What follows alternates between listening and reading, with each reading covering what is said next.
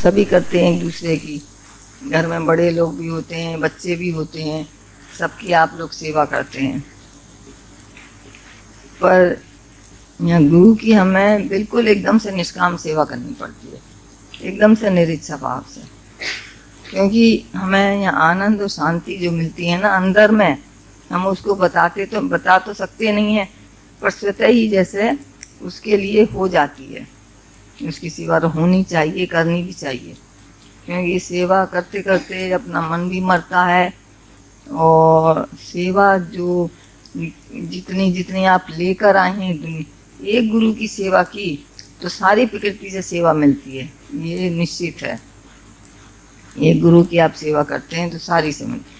क्योंकि जितनी आपकी सेवा रह गई थी, मनुष्य शरीर में आए थे आप, मनुष्य शरीर जो है लास्ट जन्म होता है, तो जितनी सेवा करनी रह गई थी, लेनी थी प्रकृति को, वो पूरी ले लेता है। मतलब उसकी करनी चाहिए सेवा, नम्रता, प्रेम, उससे पूरे उसके साथ प्रेम हो, श्रद्धा हो।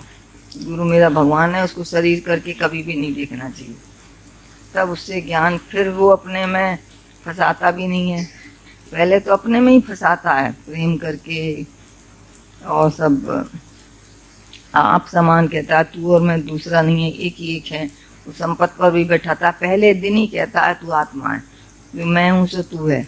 वो कभी भी ये नहीं कहता पहले दिन तू छोटा है, तू मंदा है, तू गंदा है, तू पापी है, तू नीच है।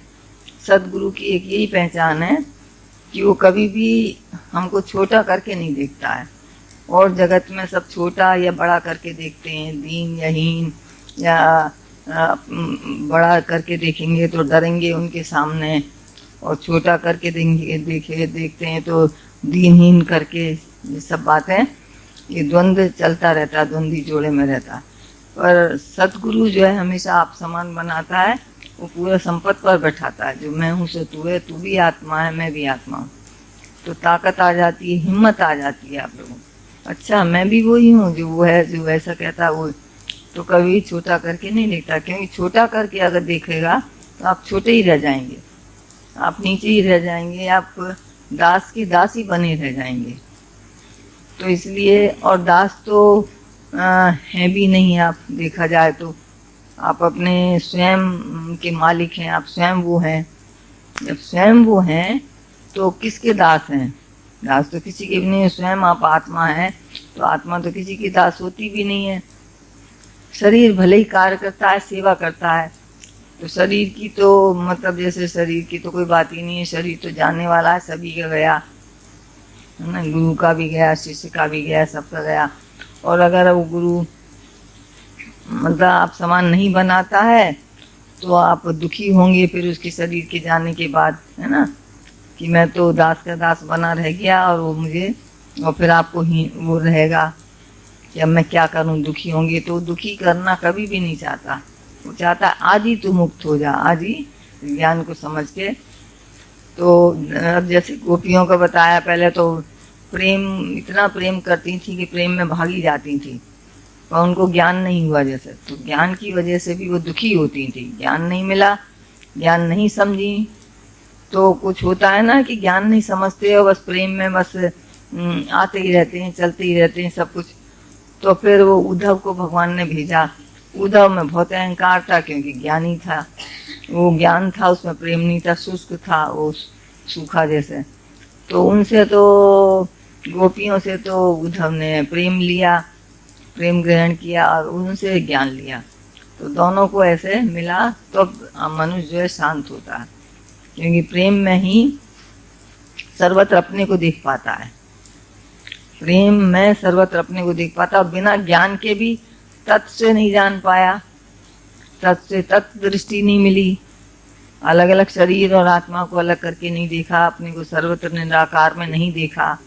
निराकार मतलब जो दिखाई नहीं देता है, इसके लिए बहुत सूक्ष्म दृष्टि चाहिए, दिखाई देना मुश्किल है ना। तो प्रेम ही जो होता है, जो ज्ञान भी है जिसको, पूरा प्रेम भी है, तो पूरा मर के मिट के अहम भाव गंवा के आया है, पूरा अपने को खलास कर दिया है। मैं कुछ भी नहीं हूँ, बस भगवान ही भगवान है। भगवान मैं तेरा, जिसने कह दिया मैं तेरा, तो भगवान फिर अपना कर लेता है, अपना बना लेता है कि हाँ तू अब मेरा।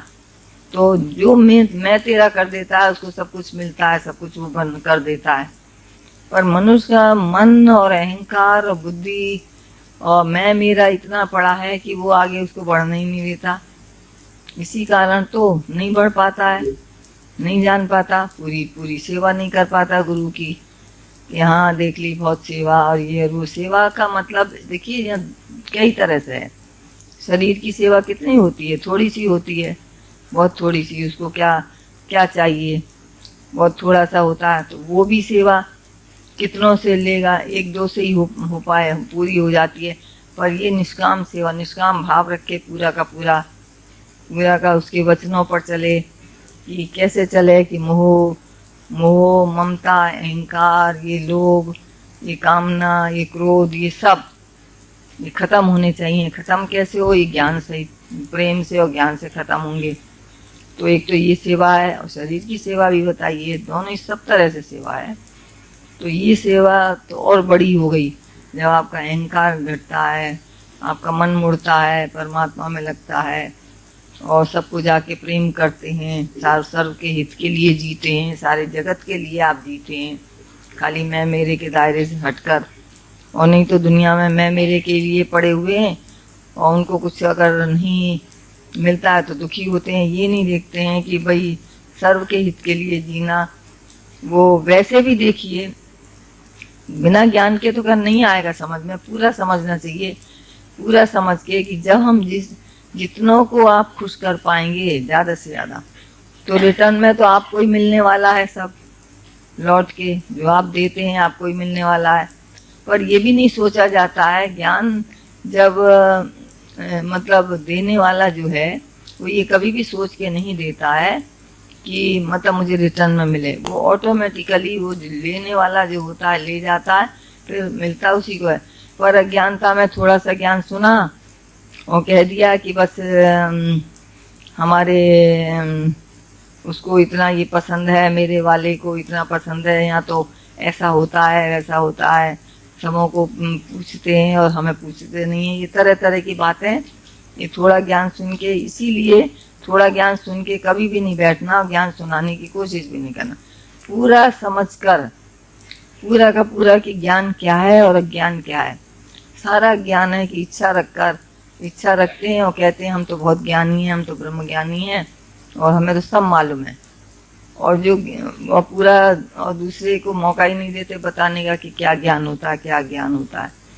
तो ज्ञान पूरा बताया है इस समय भक्ति और ज्ञान सगुण और निर्गुण का, कि जो सगुण की भक्ति कर पाता है पूरी की पूरी, पहले गुरु से प्यार इतना हो जाए कि उसके सिवा कुछ दिखे ही नहीं उसे, सारे जगत से छोड़कर सब मन इंद्रियां इधर उधर जो बिखरी होती हैं एक गुरु से हो जाता है। तो गुरु हमारा इतना निष्कामी है कि वो अपने में कभी वो फंसाएगा भी नहीं, क्योंकि वो खुद ही निराकार में टिका हुआ है, स्वयं ही अपने को जानता है, स्वयं ही देखा है। तो दूसरे को कैसे फंसाएगा, कैसे अपने में फंसने देगा। और फिर कितना ले पाएगा, वो दुखी हो जाएगा। दुखी क्या है, वो दृष्टांत भी तो आता है, वो कौन सा सब नोच के ले गए थे बाल, वो कौन सा दृष्टांत है, एक ले गया दूसरा ले गया। वो बाद में बता देना वो दृष्टांत जो है वो कौन सा है। तो उसके तो सब नोच के सब ले जाएंगे सबको दुनिया। तो वो कहाँ हुआ निष्कामी, वो तो इच्छा से चलता है और फिर वो दुखी भी होता है, परेशान भी होता है, और फिर वो समझा ही नहीं है ज्ञान, है ना। तो ज्ञान तो यही बताता है कि तू आत्मा है, तू निराकार है, तू शक्ति है, तू शक्ति है। तो मतलब फिर इसमें एकत्व भाव मतलब आता है, मन में एकत्व भाव पैदा होता है और निश्चयात्मक बुद्धि भी होती है। इसी से आप जान सकते हैं। तो सगुण और निर्गुण पहले गुरु से और फिर निराकार में वो टिकाता है, फिर सर्व के लिए फिर वो अपने में पास में भी नहीं रखेगा, कहना लात मार के निकाल देता है, क्योंकि कब तक अटके रहेगा, कब तक फंसा रहेगा। तो उसको भगाएगा कि जाके सर्व के हित के लिए जियो। खाली एक छोटे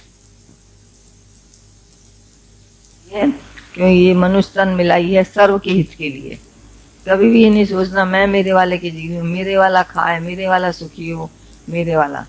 तो मेरे वाला नहीं है, पर है ही भगवान। हमेशा जब आप भगवान का भाव रखेंगे तो वह मेरे वाला खत्म हो जाएगा, पूरा पूरा प्रारब्ध पे विश्वास हो जाएगा। फिर इतना ही प्रारब्ध में उसको मिलना है, तभी प्रारब्ध पर विश्वास होता है, जब मेरापन का भाव खत्म होता है। नहीं, मनुष्य को ये रहता है कि इधर ज्यादा किया, इधर कम किया, पर उसकी प्रारब्ध में उतना ही मिलना है। क्यों नहीं? मनुष्य कितना भी करना चाहता है, नहीं मिल पाता उसको, क्योंकि उसके प्रारब्ध में नहीं है। एक बच्चे को ज्यादा मिलता है, एक बच्चे को कम मिलता है, और 4 बच्चे हैं, 8 बच्चे हैं, किसी को कम किसी को ज्यादा, इसीलिए क्योंकि उसकी प्रारब्ध में उतना ही है। तो ज्ञान ठीक समझ के ये प्रारब्ध के ऊपर पूरा पूरा ये रहकर तब होता है कि ये इसकी प्रारब्ध इतनी है, मेरी इतनी है। पर ज्ञान के लिए आप पूरा पूरा सब समझ सकते हैं। इसके लिए आपका अपना पुरुषार्थ है। सगुण निर्गुण की, निर्गुण और सरगुण की उपासना कैसे होती है, कैसे टिकना है, कैसे परमात्मा में मन लगता है। ज्ञान के बिना अधूरा है, भक्ति भी अधूरी है। अनन्य भक्ति तभी होती है, अनन्य प्रेम तभी होता है जब ज्ञान समझ में आएगा। पहले प्रेम, फिर ज्ञान। तो ज्ञान से आप पूरा अनन्य भक्ति, नहीं तो भक्ति अधूरी है, वो भक्ति भी बेकार जाएगी आपकी, क्योंकि सर्व से प्रेम नहीं कर पाएंगे। ज्ञान के बिना सब बेकार। और ज्ञान से प्रेम भी बढ़ता है, ये भी बात है। और फिर वैराग भी आता है। ये सब अरस परस। और फिर कर्म की बात भी आती है ना। कर्म भी कैसे होते हैं, कैसे ठीक तरह होते हैं, निष्काम भाव से। और बिना कर्म किए भी आपके कटेंगे नहीं, कर्म का खाता खलास नहीं होगा। वहाँ भी पूरा पूरा मर के मिट के चलना पड़ेगा। जितना जितना आपको शरीर से लेना है, रह गए जितने भी आपके कर्म। तो यह है सर्वगुण और निर्गुण की बात।